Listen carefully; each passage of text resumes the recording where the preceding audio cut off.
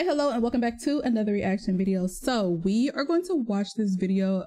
How good was Seth Rollins' WWE World Title Run 2015? So without further ado, y'all, we about to hop straight into this video. So let's watch right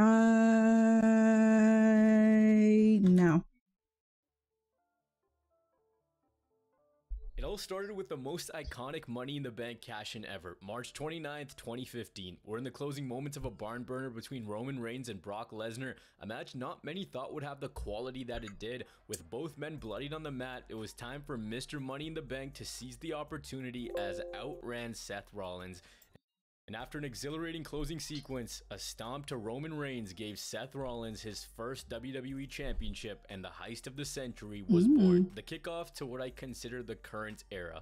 $1 million worth of pyro went off behind Rollins as he stood there, and a moment for the ages was born. The beginning of what was truly his year. The next night, Brock Lesnar was supposed to get his rematch, but this was Seth Rollins. We had gotten used to his antics. He said, nah, that's not gonna happen today. Rollins escaped Brock, but instead, Brock decided to take out his rage on everyone else. Flips over an announce table F5 to a cameraman, kills Michael Cole, and gets suspended. So alright, he doesn't have to worry about Brock for the time being. Instead, it was Randy Orton who was going to be Rollins' first challenger for the WWE Championship after hitting that iconic RKO at WrestleMania 31. If you guys don't remember, Seth and Randy were feuding after Randy left the Authority because Rollins was simply just pissing him off too much. Before this, Rollins had a run as Mr. Money in the Bank, and he became a focal point on Raw. This was, in my opinion, how you should book a new superstar, how you should book someone with the Money in the Bank. He got involved with the biggest stars in the company, and he was given time to showcase his skills. And in my opinion, he was the last great Mr. Money in the Bank, coming out with the Authority and slowly climbing up the ranks. Rollins at this time also had beef with Kane, who was the director of operations on screen. Randy Orton went on to win a triple threat #1 contenders match for a shot at the WWE title at Extreme Rules. The next week, both men chose their stipulation for the match, and Rollins is like, you know what, the RKO, it's pretty lethal, so let's not do that, let's ban that. Orton chose a steel cage match, so there couldn't be any interference from J&J Security. There was this fun storyline WWE ran where, of course, Randy Orton couldn't use the RKO at the pay-per-view, but instead he told Seth that he was going to get him at the end of the night. So Randy was going around RKOing everyone in his path while Rollins was a paranoid little kid trying to hide from him. There was an interwoven storyline here where Kane was getting tired of Seth. He's like, nah, I'm going to get this off. Pain in the ass. After all, it was Kane who got Seth the Money in the Bank the year previous. Triple H made Kane the guardian of the gate, which is the dumbest sounding shit I've ever heard. Come night's end, Randy hit Seth with the RKO, and the match at Extreme Rules, it wasn't anything too crazy. It was shenanigans littered, J&J bouncing around everywhere, Rollins kicked out of a pedigree, Kane came in chokeslamming Orton and Rollins, but Seth escaped after hitting an RKO on Orton and retaining his WWE title. Seth had to start using the pedigree because Vince thought the stomp was something too brutal for a champion to be doing on a weekly basis, saying that kids could injure themselves while doing the move, which is basically any wrestling move. Anyways, half blonde, half brunette Seth Rollins was so much fun to watch. He was bragging about his SKO, and Kane was saying the worst WWE dialogue ever, calling Seth the WWE's version of Justin Bieber. I don't exactly know what the company was trying to do here. Maybe they wanted to work with him or get him to appear on TV. Anyways, out came Roman and out came Randy to lay their claim to the WWE Championship. The audience voted for Seth to be in a triple threat match with both Roman and Randy at Payback. The one thing I really noticed while watching this title reign back was that Rollins ate quite a few pins. He wasn't booked to be a strong champion at all, and honestly at points, 8 pins from people he shouldn't have, as you'll see later in the video. When you're trying to legitimize someone as a champion, I don't think that's the best thing you should do. I get it with the chicken shit heel booking, but you should at least make them look strong. Just a few weeks before Payback, he got pinned by Randy Orton. The whole story was that Seth was a chump. The triple threat match became a fatal four-way when Kane made Rollins take on Ambrose, and here Rollins lost again. What was funny about the build to Payback was Rollins was beefing Kane, and then Reigns and Orton were fighting each other. Meanwhile, Ambrose was just kind of there. This was the most 2015 thrown together thing ever. The comical interference by Joey Mercury and Jamie Noble in Rollins' matches was actually funny because you're not supposed to take them as a threat. Everyone's bigger than him, but it went along with his booking. However, the gripe I have was the interference was so redundant. The story going into Payback was Kane's allegiance. Would he help Rollins keep the title in the Authority, or would he stand against him? First, he did stand against him because bro just stood there watching him get destroyed by 3 guys on Raw. The Fatal 4-Way was just pure chaos with J&J security interfering, Roman diving around everywhere, Rollins doing the same. It was constant action, a match that's really forgotten. I don't really ever see anybody talking about it. Kane and the fellas constantly interfering. Of course, that brief moment where Ambrose, Rollins, and Reigns powerbombed Randy through the announce table, having a brief Shield reunion, which didn't last long. Ambrose and Reigns then powerbombed Kane through the announce table and into Rollins. The finish came when Kane wrecked Ambrose, wrecked Roman, and ate an RKO from Randy, which helped Rollins hit the pedigree and get the win. So 2 title defenses, both solid in-ring work. That was never really the issue.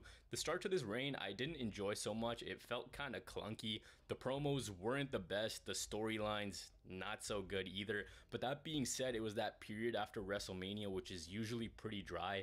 Now things started to get better headed into the summer of 2015, and that started with a program with Dean Ambrose, who came into the ring with like 5 guys in there and decided to bring back some cinder blocks and repay the favor from a few months previous, until Seth's mom and dad gave Ambrose what he wanted, and that was a WWE World Title match at Elimination Chamber. Rollins continued to take more pins when Roman and Ambrose beat him in a tag match. Storyline wise, this was entertaining, Ambrose beating down Joey and Jamie and then assaulting a cameraman. So what ends up happening is Triple H got him arrested. The running storyline for the night was that Ambrose would have to sign the contract to get his Elimination Chamber match. Since he was arrested, there's no way that could happen. Well, lo and behold, at the end of the night, out of the paddy wagon comes Ambrose with a nightstick, signs the contract after a YouTube video showed Seth shoving the cameraman into Ambrose. Elimination Chamber to me had 2 great matches, and that was Cena versus Owens, and then these 2 in the main event. Ambrose versus Rollins, I don't think these guys ever missed, and this one wasn't any different. The finish came when the official was wiped out. Ambrose hit a Dirty Deeds. Out came a new ref to make the count. 1, 2, 3. It was over. Dean Ambrose had just won his first ever WWE Championship, and so quickly they did it. So quickly Seth's reign was over. They saw the reactions growing for Ambrose. Only problem was the original referee said that Ambrose did win, but by DQ because Rollins pulled the ref in the way. So still the WWE Champion was Seth Rollins. But Dean Ambrose didn't want to hand over the WWE title, so he stole it. And on Raw, Triple H was about to pop a blood vessel because he wanted Ambrose to give it back. Instead, out came Roman Reigns, who at this point, I genuinely have no clue what they were doing with the guy. He was basically helping out Ambrose at every point and directionless after his WrestleMania main event. They were still really trying with him. He told the Authority that Ambrose was only coming back if he got a rematch at Money in the Bank and in a ladder match, and Seth accepted, saying that he could do it all on his own. The look on Triple H and Steph's face was priceless. Here the story they were trying to tell is Seth coming into his own and that he can prove to everyone that he can win without help. Bro was in his rebellious teenager phase. Rollins delivered this really cool promo where he used a steel chair as symbolism. It really felt like something that belonged in a proper Shield rivalry, where he talked about how the chair ended it all. There's a spotlight on him. You should check it out. It's really well done. Man just told everyone that he didn't need anyone anymore, only for Ambrose to troll him with the title. The build to Money in the Bank upon a rewatch wasn't anything too special. It was only a 2-week window, but Ambrose really shined here. In this, Rollins then burned bridges with J&J and Kane. This guy was eating pinfall losses to Joey Mercury in 2015 as the WWE Champion. Like I said, some points in his booking just baffle me. The match at Money in the Bank was brutal, filled with a ton of high spots, weapon spots, and the finish was pretty creative as well. Both guys falling off the ladder with the championship in hand, only for Rollins to barely get a grip on it and emerge with it.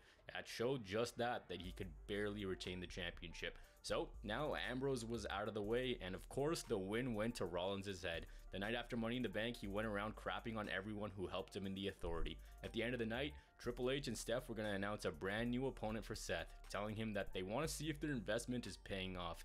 And at that moment, Seth knew that he f***ed up. Back from his suspension the night after WrestleMania, and the match was made.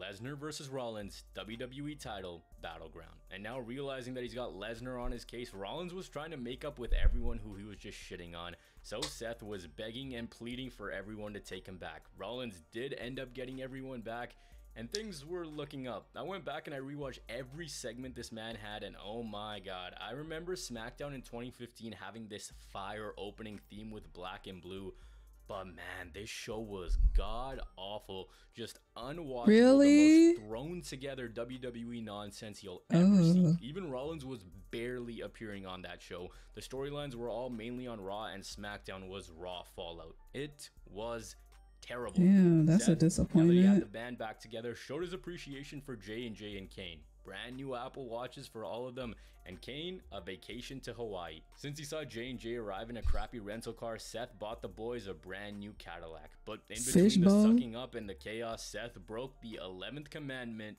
He intentionally provoked the beast. So naturally, revenge was coming. J&J were just cruising around Chicago in their new Cadillac. Seth Rollins decides to call out Brock Lesnar, and of course J&J bring out their car with them and leave it right at the top of the ramp, so you already know what's gonna happen. Out comes Brock and he destroys this Cadillac into oblivion, almost launches the door into a fan, which could have easily been a lawsuit. Bro, he's scary, bro.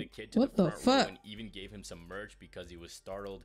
Brock was parading out the broken car to piss off Seth, and Seth here birthed the line of "burn it down," giving us the it's ugly. glimpses of a future character. You got a camo strip on the side of it. It's ugly. God damn!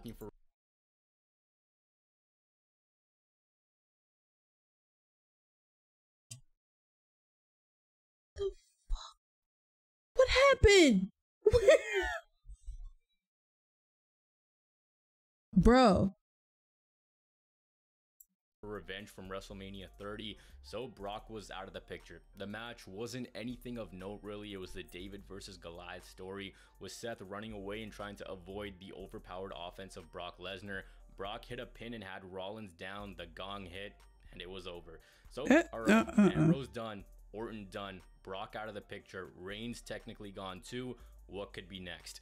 The night after Battleground, out came Seth Rollins cutting the classic Seth Rollins promo, forcing Lillian Garcia to make the announcement that the crowd was robbed of the night previous, and out came his next opponent, John Cena. He was the US champion at the time, and really on a remarkable run at that too.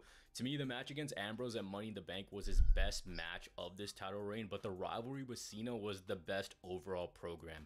Cena came out calling Rollins a coward, calling his title reign a fluke, that the US title actually meant something. The next week, Cena came out looking for a WWE title match against Rollins, but it instead became a US championship match. An enjoyable rewatch where Rollins legit broke Cena's nose with a knee to the face, but Cena ended up retaining.